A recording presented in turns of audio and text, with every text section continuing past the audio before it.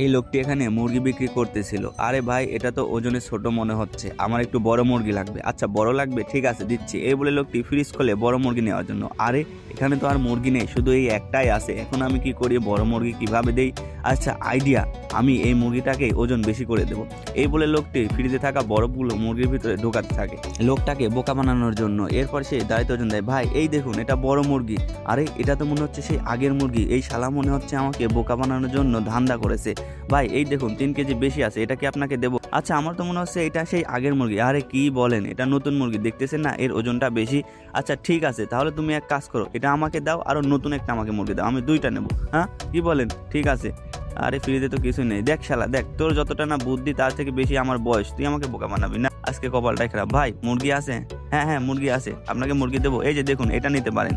আচ্ছা ঠিক আছে, মুরগি আমি নেবো। ভাই ভাই শুনুন, এই মুরগিটা হালাল হবে তো? এটাকে জবাই করার সময় কিছু বলেছিলেন? আরে কি বলেন, আমাদের বিশালকার তজুরবা হে মুরগি জবাই করার, আপনি আমাকে মুরগি জবাই করা শেখাচ্ছেন মিয়া, ধরু। আচ্ছা ঠিক আছে ঠিক আছে, বলুন তো মুরগি জবাই করার সময় কি বলেছিলেন? আরে কি বলে, সবাই যা বলে আমরাও তাই বলেছিলাম।